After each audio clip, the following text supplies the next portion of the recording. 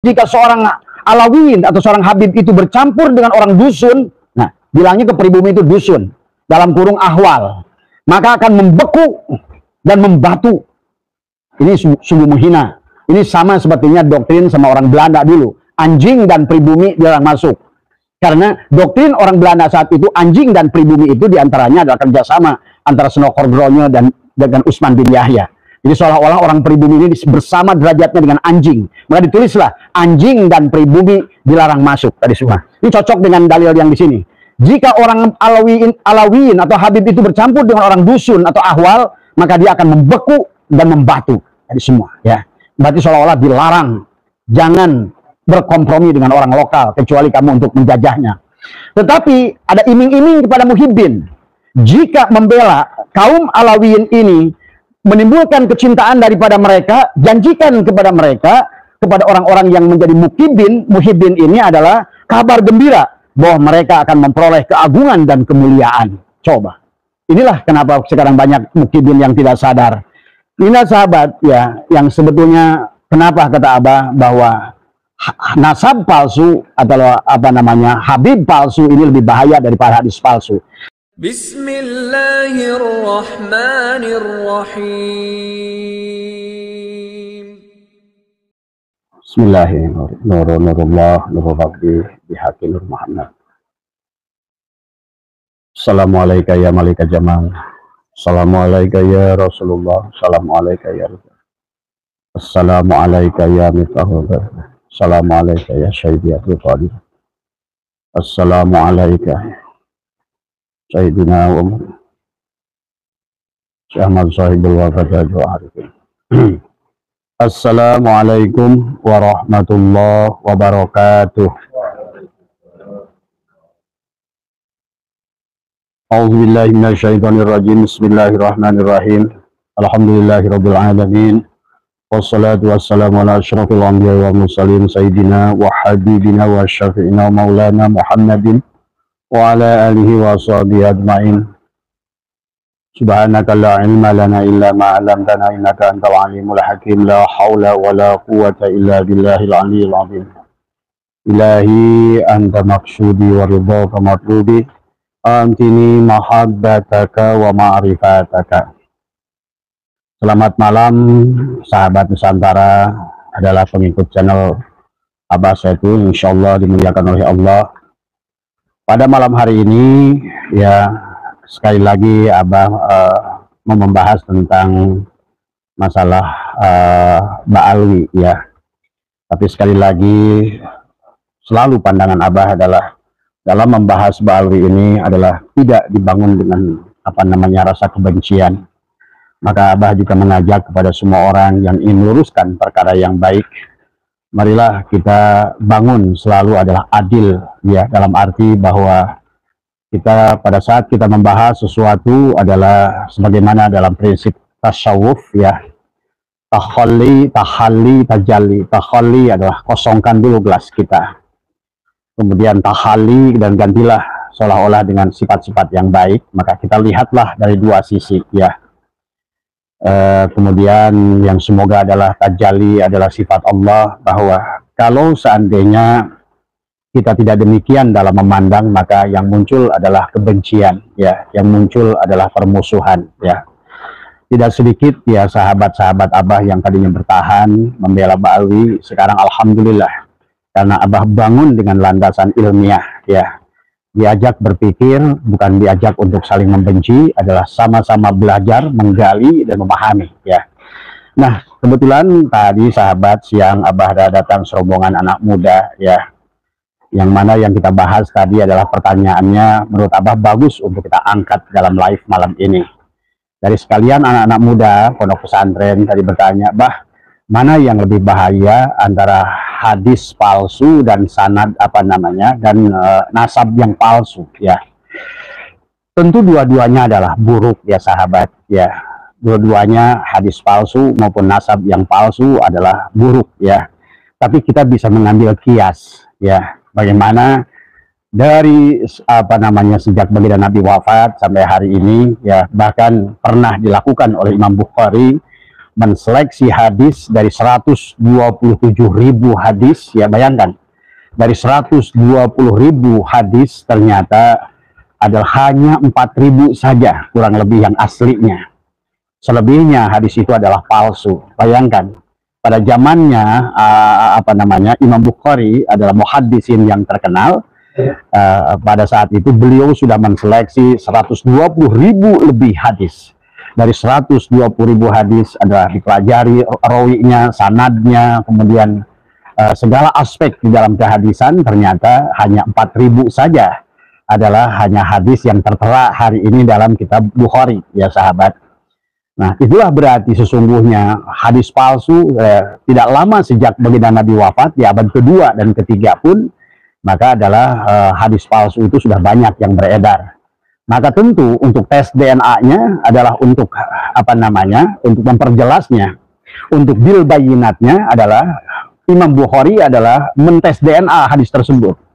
Bagaimana rawinya, bagaimana sanadnya, kemudian terus dipelajari berbagai, dan akhirnya disimpulkan dari 120.000 hadis itu adalah hanya sekian persennya saja yang asli. Dan tentu dari semua hadis yang palsu itu, sahabat, adalah dikaitkan dengan kepentingan syahwat orang-orang yang membuat hadis palsu itu. Nah, ini berarti kan sesungguhnya sampai baginda Nabi pernah bersabda dalam hadis yang sahih adalah man kadzaba alayya muta'ammidan falyatabawwa maqadahu minan nar.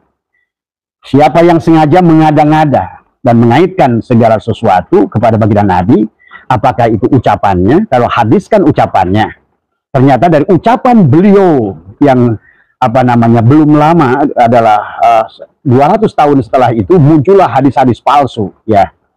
Dan itu jumlahnya adalah luar biasa banyak. Imam Bukhari saja menseleksi konon katanya 127.000 hadis. Yang akhirnya disimpulkan sampai hari ini yang termasuk di dalam kitab Bukhari adalah hanyalah 4.000 sekian hadis saja.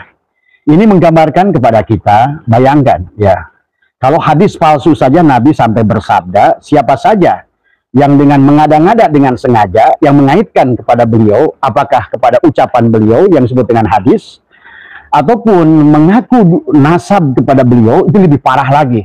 Kalau hadis palsu saja, ya, tadi Abah membahas pada anak muda itu, kalau pada hadis palsu saja, Nabi sudah bersabda sedemikian keras. Siapa yang mengada-ngada, yang bukan ucapan Rasulullah, kemudian diisbatkan kepada Rasulullah, maka kata Nabi, tempat duduknya dalam api neraka. Nah, bagaimana kalau kita membuat kias, maka sesungguhnya nasab palsu ini lebih bahaya daripada itu, ya sahabat. Tapi kita jangan dulu menuduh kemana-mana, tetapi pada dasarnya bahwa yang jelas nasab palsu lebih bahaya. Karena nasab palsu itu berkaitan kepada orang. Dan tidak sedikit zaman Banu Fatimiyah juga kan mereka yang mengaku-ngaku bernasab pada Nabi, termasuk juga Sayyid Ahmad bin Sa'al Muhajir yang hijrah ke Yaman juga adalah demikian. Dan kisah-kisah begitu banyak, bahkan Nabi palsu, ya sahabat.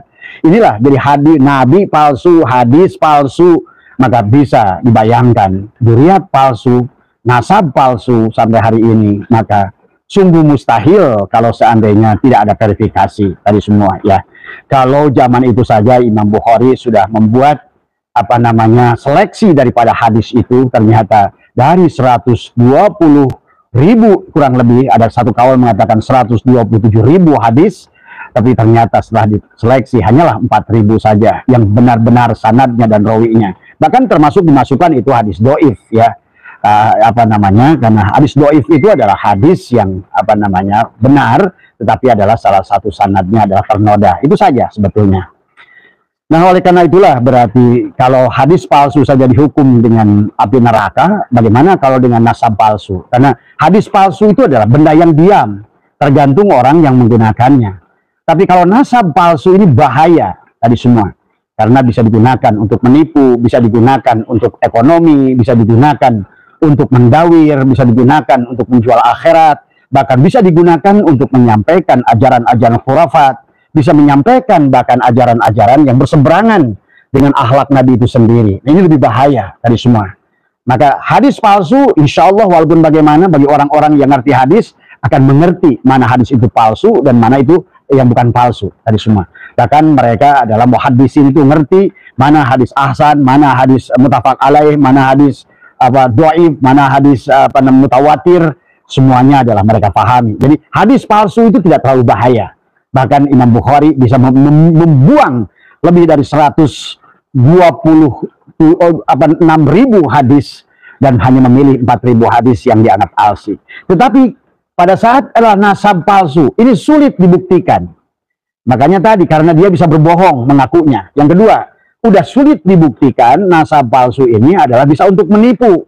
Karena menisbatkan kepada baginda Nabi memang sudah terjadi sejak dari mulai abad kedua Hijriah, abad ketiga Hijriah, muncullah Nabi palsu, kemudian zuriat palsu, kemudian bersamaan dengan hadis-hadis palsu itu ya sahabat. Maka itulah maka malam hari ini Abah ingin lebih mengajak kepada kita adalah dan memohon sebetulnya karena tadi diantara sebagian anak muda yang datang adalah masih mukibin dari semua. Dan sebetulnya kata mereka yang masih mendukung Mbak Alwi ini kami mulai ragu dan kami sangat menunggu harapan kami satu-satunya harapan Robito Alawiyah. Maka mereka berkata, "Hei Robito Alawiyah, bantulah kami." Nah, makanya sekarang Abah juga ngomong ke Robito Alawiyah, bantulah mereka wahai Robito Alawiyah untuk memastikan mana yang asli, mana yang palsu, ya. Sebagaimana Imam Bukhari saat itu bisa memilih mana hadis palsu dan hadis dan hadis yang asli, ya, itu berdasarkan ilmu hadis. Nah, hari ini untuk memastikan mana duriat asli dan palsu, sebetulnya Allah sudah menyiapkan teknologinya dengan tes DNA. Sebetulnya kalau menurut Abah, kalau Robito Alawiyah itu benar-benar beliau itu ingin menjaga marwah Rasulullah, seharusnya Robito Alawiyah lah yang punya ide. Toh Robito Alawiyah sendiri tidak punya jaminan dari sekian banyak orang, mungkin udah hampir sejuta Habib yang di Indonesia, mana yang asli, mana yang palsu. Saya rasa ini harusnya dilakukan oleh Robito Alawiyah. Tetapi mungkin juga adalah terbentur dengan Robito Alawiyah, kalau menurut Abah terbentur dengan siapa? Terbentur dengan doktrin yang ditulis oleh adalah Al-Habib Alwi Thohir Al-Haddad yang ditulis di majalah Robito Alawiyah juz 8 jilid pertama, yaitu bulan Rabiul Awal 1347 Hijriah, di mana Robito Habib Alwi Thohir Al-Haddad menulis doktrin yang sesungguhnya inilah yang membuat Robito Alawiyah barangkali hari ini tidak mau menyinggung saudara-saudaranya, baik itu asli maupun palsu, baik itu yang berakhlak baik maupun berakhlak buruk, ya sahabat tadi semua. Karena di dalam doktrin ini jelas ada yang Abah catat saja, ada 11 doktrin yang di dalam majalah Robito Alawiyah. Yang pertama, satu adalah pengakuan berhimpun Alawiyin adalah orang yang paling disayang oleh Allah. Ini jelas Habib Alwi Thohir Al-Haddad sudah salah menafsirkan ayat Al-Quran dan menempatkan mereka sebagai orang yang paling mulia di muka bumi ini berdasarkan ayat Al-Quran itu, ya. Sesungguhnya mereka disucikan, sehingga mereka menafsirkan dan mengajarkan kepada anak-anaknya, kepada keluarganya, kepada semua anggota Robito Alawiyah, walaupun kami adalah berzina, kami bodoh, kami berdosa, tetap saja Allah telah memuliakan mereka dan mereka menjadi ahli surga dan bisa memberikan syafaat kepada siapapun yang mereka mau. Ini kan sebetulnya sudah berarti jelas bahwa ini berseberangan dengan ajaran yang dibawa oleh baginda Nabi Muhammad SAW. Kemudian yang kedua, dia menuliskan di dalam doktrinnya adalah Alawiyin yang hakiki adalah ruh dalam keseluruhannya. Artinya bahwa mereka harus saling setia. Nah inilah yang menurut Abah kenapa Robito Alawiyah tidak melakukan tes DNA kepada anggotanya. Karena pasti dari sekian banyak itu mayoritasnya adalah palsu. Atau jangan-jangan, nah inilah kita tidak boleh sudon. Jangan-jangan. Nah inilah yang kemudian tadi anak muda yang datang ke Abah yang masih mukibin itu, seharusnya katanya kami sangat berharap Robito Alawiyah itulah yang menginisiasi mentes DNA seluruh habaib yang ada di Indonesia. Abah setuju itu. Saya rasa dan dengan itu selesai seluruhnya tadi semua. Yang asli kita hormati, yang nggak asli wayahnya. Bukan untuk dihina, tapi kita untuk maafkan. Ya, untuk kita maafkan, untuk kita didik, supaya tidak lagi merusak agama Islam dengan mengaku-ngaku duriat palsu. Yang ketiga, jika seorang alwi menentang pendahulunya, nah inilah persoalannya di sini. Kata Habib Alwi Thohir Al-Haddad, jika seorang Alawiyin menentang pendahulunya, maka dia akan suul adab dan akan hilanglah seluruh amalnya. Ini juga bertentangan dengan hadis, karena tidak ada orang berbuat dosa demikian. Ya, jadi kalau menurut saya Robito Alawiyah ini membuat doktrin Habib Alwi ini adalah memberatkan Robito Alawiyah sendiri. Nah, ini ya. Kemudian yang Dan mereka diperintahkan untuk setia satu sama lain, saling menjaga rahasia satu sama lain. Nah, inilah doktrin yang akhirnya membuat mereka sekarang bingung untuk menyampaikan mana yang asli, mana yang palsu, ya. Yang keempat, jika Alawiyin ada berpegang kepada kafa'ah. Nah, ini juga tentang kafa'ah, ya. Maka mereka berkata, jika Alawiyin tidak berpegang kepada kafa'ah, maka sudah jatuh akhlak mereka dari dahulu. Ini adalah rasis, ya, di sini. Ini juga berseberangan dengan apa namanya hadis-hadis baginda Nabi dan berseberangan dengan Al-Quran. Sampai ada perkataan di bawahnya, kalau seandainya Habibah dinikahi oleh pribumi atau ahwal, maka dosanya tidak terampuni sampai akhir hidupnya. Ini juga keluar dari Al-Quran dan keluar dari hadis. Dan walaupun mereka bisa mengembali ke perawanannya, inilah dulu yang Abah bilang, Abah Setu, kalau seandainya ini pernyataan Nabi Muhammad dan Nabi Muhammad membenarkan, Abah Setu yang akan keluar dari umat Nabi Muhammad. Karena saking gak yakin perkataan semacam ini adalah baginda Nabi yang sangat penyayang akan menuliskan hal-hal yang sangat buruk semacam ini. Kita ngerti kafa'ah. Imam Syafi'i membahas tentang kafa'ah. Kufu, kesesuaian. Tapi tidak seperti kafa'ah, rasisme yang dilakukan oleh Rabithah Alawiyah. Kemudian yang selanjutnya, ya, kekayaan kaum Alawiyin adalah di Pulau Jawa. Dikatakan di sini. Akan menjadi kemiskinan yang parah selama mereka tidak saling menolong. Artinya saling menutup rahasia di antara sesama Alawiyin dari semua. Maka Pulau Jawa dikatakan adalah seolah-olah sudah jajahan mereka. Maka kalau seandainya kalian tidak saling, dan Abah rasakan dulu pada saat Abah nolong seorang Habib untuk pergi umroh, maka ratusan Habib datang dari berbagai penjuru Indonesia. Sama kok mereka tahu. Pada saat kita nyumbang gede ke Habib itu, maka muncullah rombongan di belakangnya. Inilah karena di antara mereka adalah menganggap bahwa Pulau Jawa adalah jajahan, maka orang-orang yang sudah apa namanya mau memberikan itu adalah merupakan orang-orang yang bisa dijajah. Nah, inilah yang mereka catatkan sendiri. Maka dikatakan Jawa adalah milik kami, Jawa adalah milik Tarim, Jawa adalah pintu Aulia Tarim. Nah, inilah sampai ada lagu ya Tarim itu ya sahabat tadi semua. Kemudian apa namanya dikatakan di dalam yang nomor 8, jika seorang Alawiyin atau seorang Habib itu bercampur dengan orang dusun, nah bilangnya ke pribumi itu dusun, dalam kurung ahwal, maka akan membeku dan membatu. Ini sungguh menghina. Ini sama sepertinya doktrin sama orang Belanda dulu, anjing dan pribumi dilarang masuk. Karena doktrin orang Belanda saat itu, anjing dan pribumi itu diantaranya adalah kerjasama antara Senokor Gronyo dan dengan Usman bin Yahya. Jadi seolah-olah orang pribumi ini bersama derajatnya dengan anjing. Maka ditulislah anjing dan pribumi dilarang masuk tadi semua. Ini cocok dengan dalil yang di sini. Jika orang Alawiyin atau Habib itu bercampur dengan orang dusun atau ahwal, maka dia akan membeku dan membatu tadi semua. Ya, berarti seolah-olah dilarang, jangan berkompromi dengan orang lokal kecuali kamu untuk menjajahnya. Tetapi ada iming-iming kepada muhibbin.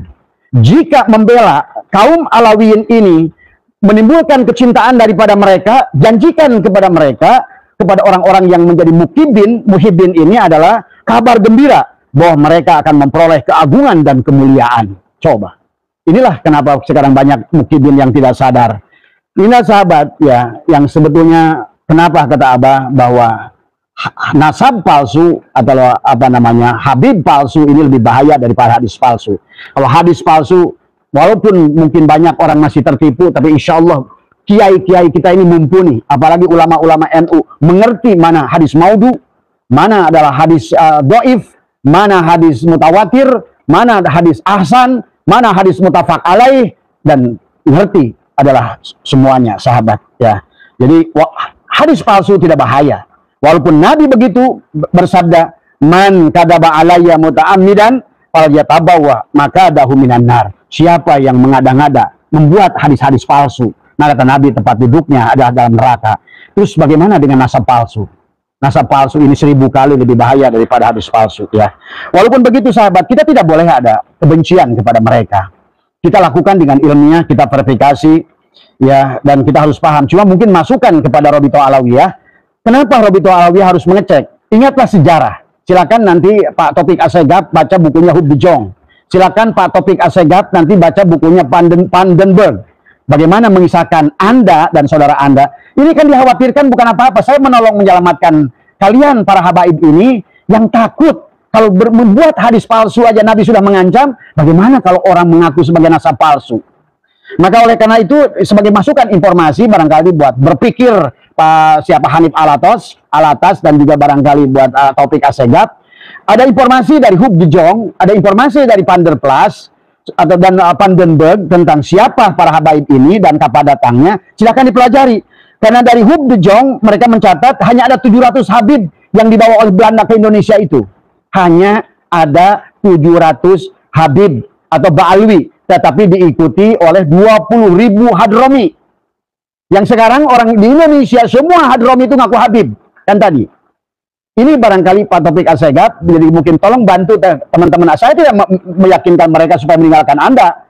Cuma saya dimintakan tolong oleh mereka. Tolong sampaikan nih masalah Robita Alawiyah. Kalau benar duriat Nabi, buktikan. Wong zaman baginda Nabi saja, Abu Hurairah, Imam Bukhari sudah memverifikasi hadis, ternyata dari 127.000 itu ternyata hanya 4.000 saja yang asli. Jadi sekarang kalau ada Habib 1 juta, berapa orang yang aslinya? Karena di sini dijelaskan oleh Huub de Jong. Kemudian lihat nanti dari surat yang ditulis oleh anaknya Utsman bin Yahya, meminta kepada Gubernur Jenderal Belanda saat itu adalah untuk menetapkan mereka, padahal mereka menyebutkan orang dari Hadromi ini disebut masakin. Habibnya itu cuma 700, itu juga belum tentu asli. Itu 700, tetapi diikuti oleh 20.000 masakin orang Hadromi yang kemudian semuanya minta adalah dihabibkan tadi semua. Nah, bersamaan dengan itu kebetulan Belanda perlu. Nah, inilah masalah kembali. Muhammadiyah berdiri 18 November 1912. Setelah Muhammadiyah berdirilah Nahdlatul Ulama 31 Januari 1926.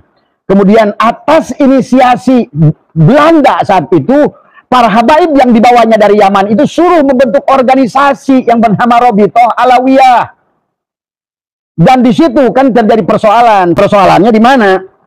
Karena Belanda meminta disatukan antara orang yang dari sananya mengaku habib dengan orang yang sebetulnya bukan habib. Yang tahun 2000 bukunya Huub de Jong ya, tahun 1920 mereka jumlahnya 20.000 yang bukan habaib itu, yang bukan duriat itu, yang tidak, mereka memang datang sebagai orang miskin, datang ke Indonesia sebagai adalah kuli Belanda dari semua. Kemudian 1930 jumlahnya 30.000. Kemudian waktu Indonesia merdeka 1945 jumlahnya 50.000 orang. Dan hari ini barangkali sudah 1 juta orang lebih Ba'alwi yang ada di Indonesia. Dipahami ya. Jadi ini ya barangkali masukan kepada Robitoh Alawiyah ya. Nah, ini sahabat, yang ingin Abah jelaskan lagi adalah kalau seandainya penentuan hadis ini adalah begitu selektif dulu. Nah, seharusnya sekarang karena hadis palsu adalah tidak lebih bahaya daripada nasab palsu, sebaiknya yang nasab palsu ini adalah harusnya lebih diverifikasi, lebih akurat tadi semua. Karena bahaya, dan bahayanya sudah terbukti. Bahayanya bukan hanya baru rencana. Jadi kalau yang Abah catat saja di sini, bahaya yang sudah mereka lakukan itu diantaranya, ini baru diantaranya adalah kemudian sejarah NU sudah dibelokkan, dipalsukan dan dirusak. Sejarah NU, kemudian kiai-kiai NU dicaci dan dihina, Banser Ansor dihina, makam luhur dibelokkan dan dipalsukan. Indonesia diklaim, bendera diklaim, lagu kebangsaan diklaim, pahlawan diklaim, Pancasila dihina, pemerintah dihina, istana dihina, presiden dihina, menteri dihina, umat diajari dan diajak membenci, umat diajari perang, dan ceramahnya adalah hanya caci maki. Ya itulah.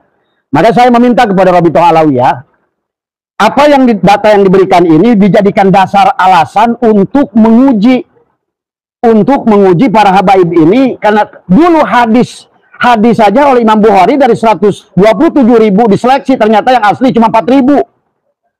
Bagaimana sekarang coba setelah 1.000 tahun? Setelah 1.000 tahun bisa dipastikan, sementara kalau hadis nggak ada yang bisa bohong.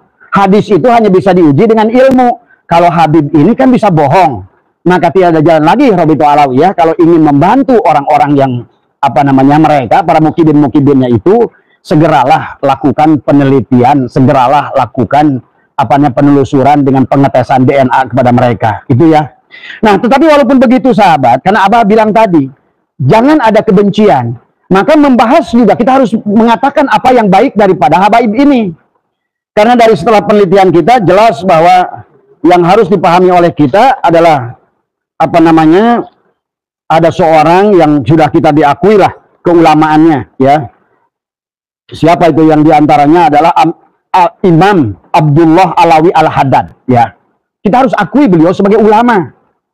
Jadi jangan satukan kasus nasab dengan keilmuan seseorang. Maka itulah dari awal Abah sering berkata bahwa ilmu itu di atas nasab tadi semua, tapi adab di atas ilmu tadi semua. Maka kalau seandainya hanya berlandaskan nasab, maka tadi Habib bodoh itu bisa dijadikan alat untuk mendawir, dijadikan alat untuk menjajah manusia, orang Islam tadi semua. Nah, inilah yang harus nah tapi kembali, di antara mereka kan Kiai Miftahul Ahyar berkata ada ulama yang soleh, saya setuju. Karena dan kita pun, wahai para yang sekarang sudah menolak Ba'alwi, tidak boleh kita disamaratakan. Karena dari sekian Ba'alwi diantaranya adalah Imam Abdullah Alwi Al-Haddad. Saya tetap cinta kepadanya karena beliau adalah jelas menulis di dalam catatan saya tadi adalah, maaf ya tadi saya tulis ya, Imam Abdullah Alwi Al-Haddad ini hampir jumlah kitabnya itu sebanyak apa yang tulis Imam Nawawi, ya. Oleh Syekh Nawawi Al-Bantani. Di antaranya adalah Nasoihul Ibad, yang saya pun mengaji kepada santri saya di sini. Ya. Ada orang yang berkata kepada saya, dicurigai, monggo Kiai duduk, dicurigai kalau Al-Haddad ini bukan Ba'alwi. Nah, tapi saya bilang, jadi jangan kita menjadi, maaf ya Kiai, saya lagi live sebentar. Ya, tadi semua. Ya deh. Tadi semua. Ini kebetulan ada guru-guru saya nih sampai nih sahabat. Tadi semua. Jadi Al-Imam Abdullah Alawi Al-Haddad ini memang harus kita akui. Maka inilah kita urusan nasab, urusan ilmu adalah urusan ilmu, gitu kan tadi. Maka saya tetap menghormati Imam Abdullah Alawi Al-Haddad ini adalah sebagai seorang ulama tadi semua. Maka ini saya dapat catatan kecil, apakah betul atau tidaknya. Ini Hadratus Syekh Hasan Asy'ari menyebutnya beliau adalah wali kutub, gitu kan tadi, ya. Dan memang karyanya banyak hari ini. Dan memang saya harus temui para Al-Haddad ini. Saya di sini tetangga saya ada Al-Haddad, di Sukabumi ada Al-Haddad, di Cicurug ada Al-Haddad. Memang Al-Haddad ini beda dengan Ba'alwi yang lain. Kalau Ba'alwi yang lain ini kebanyakan tidak berilmu, tidak bisa kitab kuning dan lain sebagainya. Tapi Al-Haddad ini saya lihat beda, gitu kan tadi. Walaupun begitu, makanya kata tadi saya bilang tadi, jangan kita membenci klan. Ya, walaupun tetap dari segi nasab bisa jadi, walaupun Imam Abdullah Alwi Al-Haddad soleh sekalipun, kalau menurut saya bisa saja nasabnya adalah tidak asli, gitu kan tadi. Dan mereka pun saya tidak pernah menemukan catatan dari Imam Abdullah Alwi Al-Haddad ini adalah beliau mengaku sebagai duriat Nabi. Cucu-cucunya lah yang kesini mengaku duriat Nabi, gitu kan tadi. Maka jangan sampai kita membenci adalah ulama yang dari kalangan mereka. Karena ingat, ulama di dunia ini nggak ada masalah dengan nasab, kata saya juga. Maka itulah kenapa ilmu di atas nasab. Karena kalau nasab dikaitkan kepada ilmu, nanti waduh bisa berseberangan dengan Al-Quran. Ingat, Al-Quran itu hanya melihat semuanya manusia itu dalam keadaan suci dilahirkan. Makanya walaqad karomna Bani Adam. Jadi jangan kaitkan bahwa seseorang tidak soleh dikaitkan kepada seseorang. Misalnya bapaknya ulama, anaknya adalah bajingan dari semua. Tidak bisa darahnya itu dikatakan adalah, tetap masalah dia menjadi bajingan atau tidak, itu adalah bapaknya yang mendidik dia tidak jadi ulama, walaupun bapaknya ulama, gitu kan tadi. Ini jangan dicampur adukan, adalah kalau menurut Abah di situ kan tadi semua. Karena kalau menurut Abah tetap Abdullah Alwi Al-Haddad ini tetap adalah seorang ulama yang jelas kitabnya dan kemudian juga karyanya juga banyak. Nah, itu kita tidak boleh karena menolak Ba'alwinya kita tolak ulama-ulama dari mereka. Kalau menurut saya tidak begitu. Kalau menurut saya gitu kan tadi pandangan Abah saya itu nggak begitu. Saya tetap mengatakan apa? Karena ilmu di atas nasab. Buktinya apa ilmu di atas nasab? Nabi Nuh alaihissalam punya anak Kan'an. Nasab Nabi Nuh luar biasa, tapi anaknya Kan'an masuk neraka. Tapi Azar adalah ayahnya Nabi Ibrahim. Azar itu tukang patung, pengikut Namrud. Tapi beliau punya anak Nabi Ibrahim, bahkan dari Nabi Ibrahim turunlah keturunan Nabi Ishak, Nabi Ismail. Dari Nabi Ishak keturunlah Nabi-Nabi Bani Israel yang begitu banyak dan juga soleh-soleh semua. Jadi sekali lagi urusan nasab Jadi jangan kita membenci, menyamaratakan Habib-Habib yang berilmu, yang jelas karyanya dan kitabnya karena mereka Ba'alwi. Tetapi juga jangan dipaksakan. Oh, karena tadi ada yang mengatakan, saya lihat di Facebook, kayaknya Al-Haddad bukan Ba'alwi karena dia soleh dan berilmu. Nggak ada hubungannya. Ikrimah itu anak Abu Jahal, tapi dia juga soleha. Imam Bukhari itu ayahnya juga adalah adalah seorang Yahudi. Ya beliau juga soleh. Banyak, terutama ulama-ulama Andalus yang 16 ulama selama 600 tahun Islam menguasai Andalus, menghasilkan Ibnu Rus, Ibnu Sina dan lain sebagainya. Ada 16 ulama. Mereka soleh, bapaknya Yahudi semua itu. Jadi jangan kaitkan kepada nasab ini kepada kesolehan individu seseorang, gitu kan tadi. Karena maka kenapa bagi Nabi kullu mauludin yuladu ala fitrah, bahwa yang baru lahir mah suci, ya tadi semua ya. Nah itu ya barangkali beberapa hal yang Abah sampaikan. Jadi sekali lagi, kemuliaan seseorang itu karena takwanya. Sebagaimana inna akramakum indallahi atqakum. Kemuliaan seseorang karena takwanya, bukan karena nasabnya. Karena nasab itu adalah kodrat Allah. Semua anak itu suci, kata Allah. Ibunya dan bapaknya lah yang menjadikan dia Yahudi dan Nasrani, Majusi dan lain sebagainya. Ya. Jadi saya tetap mencintai adalah Habib Abdullah Ali Al-Haddad tadi semua. Ya. Nah, dikaitkan dengan Ratib Al-Haddad, sahabat, walaupun ada memang pernyataan belakangan, ternyata Ratib Al-Haddad itu adalah dari Ratibnya Ar-Rifai tadi semua. Dan ternyata begitu kita verifikasi kepada kitab Ar-Rifai, betul-betul kata perkataannya itu sama Ratib itu. Tetapi ada ulama yang menjelaskan, adalah ulama Arab Saudi yang mengatakan bahwa sesungguhnya Ratib itu ditulis oleh Imam Rifai, tetapi dimasyhurkan pengamalannya sehingga namanya diisbatkan kepada Ratibul Haddad itu oleh di perjalanan gitu sahabat ya. Jadi ini makanya kembali lagi, kalau menurut saya kemarin ada, kalau menurut saya jangan sampai ada mengharamkan Ratibul Haddad gitu kan tadi semua. Toh kalau saya lihat ditelusuri, ternyata Ratib Al-Haddad itu juga tidak, walaupun betul di dalam Ratib Ar-Rifai, tetapi adalah beliau jelas tidak pernah mengatakan bahwa saya mencurinya atau lain sebagainya. Tapi beliau adalah mungkin yang memasyhurkannya, sehingga namanya karena sering banyak orang diamalkan dan itu seolah-olah datang dari orang yang memasyhurkan, maka jadilah namanya Ratibul Haddad. Ya, jadi kita husnudzon saja dalam perkara ini. Jadi silakan yang mau mengamalkan, karena saya tidak setuju kemarin ada ulama yang mengharamkan. Apa salahnya dengan amalia? Sama saja dengan golok. Golok bisa buat membeli orang dan bisa juga buat kayu bakar. Ilmu juga sama, dua sisi. Ilmu itu selalu punya, segala perkara ada dua sisi, baik dan buruk, tergantung niat dari orang yang melakukannya. Jadi menurut saya di sini yang harus, walaupun ada yang mengatakan katanya ilmu itu harus ada sanad, ya betul. Kalau kita berdasarkan sanad semua, ya berarti hadis dari Abu Hurairah itu batal, dari Imam Bukhari. Karena Imam Bukhari itu adalah merupakan keturunan Yahudi. Ibnu dari Ibnu Sina, Ibnu Rus, kemudian juga Al-Jabar adalah orang-orang yang sesungguhnya orang tuanya Yahudi. Kemudian kita katakan berarti juga batal. Ya demikian kalau menurut saya. Kita belajar dari Imam Ghazali, Ihya Ulumuddin. Kita nggak tahu juga Imam Ghazali kepada siapa tahnya. Kita belajar dari Syatailah Al-Hikam. Kita juga nggak tahu siapa keluarga Syatailah Askandari itu. Kita belajar dari Tuan Abdul Qadir Al-Jailani.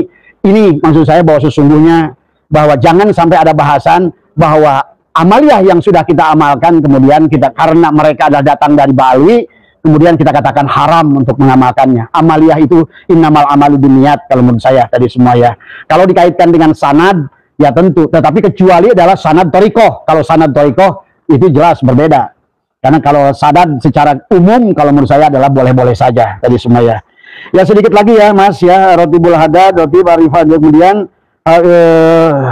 nah inilah yang sesungguhnya yang merupakan informasi buat Syekh Rabi'ah Alawiyah. Sebetulnya antara orang Hadromi dengan Habib yang datang dibawa oleh Senok Hordronyo itu cuma 700 orang. Tapi datang ke Indonesia dengan 20.000 di tahun 1910, 30.000 1920, 50.000 tahun 1945. Mereka semua itu bukan hanya orang Hadromi miskin, tapi kemudian sekarang hampir seluruh orang Hadromi itu seolah Habib. Saya hanya menghitung 1-2 orang Hadromi yang bukan Habib. Berarti disitulah pencampuran yang dilakukan oleh Belanda, karena Robitoh Alawiyah itu berdiri tanggal 27 Desember 1928 atas inisiasi Gubernur Jenderal Belanda. Karena tadi orang NU udah bikin organisasi tanggal 31 Januari 1926, orang Muhammadiyah udah bikin organisasi 18 bulan 11 1912, maka Belanda menginisiasi orang yang dibawanya dari Yaman untuk mendirikan Robitoh Alawiyah. Walaupun di tengah perjalanannya Robitoh Alawiyah ini terutama zaman Al-Habib Alwi Thohir Al-Haddad adalah inilah dibelokkan menjadikan seolah nakobah yang untuk menentukan seseorang itu nasabnya kepada Rasulullah dan bukan, yang di penghujungnya belakangan ke sini menjadi bisnis, ya, menjadikan bisnis dagangan daripada gelar itu, ya sahabat. Jadi itu saja barangkali yang Abah bisa sampaikan pada kesempatan ini, karena kebetulan Abah datang guru-guru semua nih, para kiai sepuh. Mungkin ada satu lagi ya tentang siapa itu, tentang tes DNA ya. Jadi kalau menurut Abah yang terbaik hari ini, kalau Imam Bukhari dulu adalah mentes DNA hadis-hadis sehingga dari 127.000 tinggal 4.000, barangkali hari ini pun kalau Robitoh Alawiyah mau terbuka, panggil semua habaib yang ada di Indonesia yang terdaftar di Robitoh Alawiyah, daftarkan tes DNA tadi semua ya. Karena insya Allah, kan hanya dengan inilah, karena kenapa Al-Quran itu wabayyinatin minal huda wal furqan. Nah, tanpa bayinah penjelas, maka hari ini akan tetap tidak jelas. Hadis palsu bisa dianalisa dengan pasif, tapi Habib palsu, duriat palsu, hanya perlu kebersamaan dari Anda tadi semua. Kenapa? Karena tadi dari yang fakta-fakta yang Abah sebutkan tadi, sudah terjadi kerusakan yang luar biasa kepada bangsa ini. Kalau seandainya saja kalian soleh, walaupun ngaku duriat Nabi, nggak peduli. Tapi karena kalian ini tidak soleh, bahkan merusak agama, menghina ulama, menghina negara, menghina lembaga negara, mengaku pahlawan, mengaku itu dan ini, maka kalau menurut saya ini adalah sudah darurat, harus diadakan verifikasi. Dan oleh karena itulah semoga pemerintah segera ngambil alih dan jangan memandang persoalan ini persoalan kecil. Karena persoalan ini bukan persoalan kecil, tapi menyangkut kebanggaan sebuah bangsa. Apalagi pahlawannya sudah diaku, lagu kebangsaannya sudah diaku, apalagi yang tersisa. Sekarang setiap haul itu adalah haul Solo, haul ini, haul ini. Dan yang lebih parah lagi tentang siapa itu, yang Habib Jafar. Habib Jafar itu sudah menghinanya luar biasa. Habib Jafar itu yang mengatakan dia muridnya siapa itu? Al-Habib Abdullah bin Abdul Qadir Bafakih.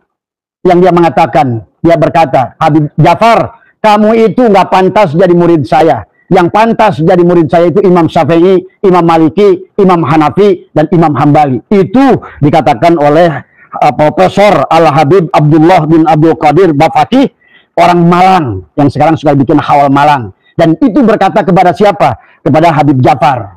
Tadi semua. Berarti kalau begitu Habib Jafar ini sederajat dengan Imam Syafi'i, sederajat dengan Imam Maliki, sederajat dengan Imam Maliki, sederajat dengan Imam Hanafi, tadi semua. Ini yang banyak harus diluruskan. Akhirnya muncullah murid-murid dia yang kita banyak muncul di videonya adalah mendoktrin, kemudian juga meminta hadiah, adalah memaksa orang untuk memberikan hadiah yang besar kepada mereka. Inilah dampak daripada doktrin itu, mereka menggunakannya adalah untuk mendawir. Itu saja barangkali pandangan dari Abah ya malam hari ini dari pertemuan tadi kecil, para santriin yang datang ke Abah, dari pendukung Ba'alwi dan juga dari yang sudah menolak Ba'alwi. Ini luar biasa anak muda. Giroh anak muda luar biasa datang ke sini ke orang tua, dia bilang, "Bah, mana yang lebih bahaya? Nasab palsu apa hadis palsu?" Karena hadis palsu kata dia dulu diverifikasi oleh Imam Bukhari, ternyata mayoritasnya palsu. Nah, masa orang yang ngaku nasab palsu tidak diverifikasi? Ini bahayanya lebih bahaya dari hadis palsu. Itu saja barangkali sehat semua. Semoga Robitoh Alawiyah betul-betul punya kesadaran dan Robitoh Alawiyah mau membereskan urusan ini dan memanggil semua habibnya adalah untuk tes DNA. Itu saja harapan kita satu-satunya. Karena tidak ada lagi untuk bil bayinat itu dengan tes DNA. Dari mana kita akan mengetahuinya? Dan ingat, tes DNA itu akurat. Dan barangkali kasus ini baru medal sekarang, baru pecah sekarang, karena Allah sudah siapkan teknologinya untuk menguji sesuatu itu asli atau palsu, ya sahabat. Itu saja ya, mohon maaf atas kekurangan. Sehat semua, berkah panjenengan seluruh Nusantara. Berkah semua, Abah doakan semua sehat dan berkah semua. Terima kasih. Wallahu muwaffiq ila aqwamit thoriq wa afu minkum. Assalamualaikum warahmatullahi wabarakatuh.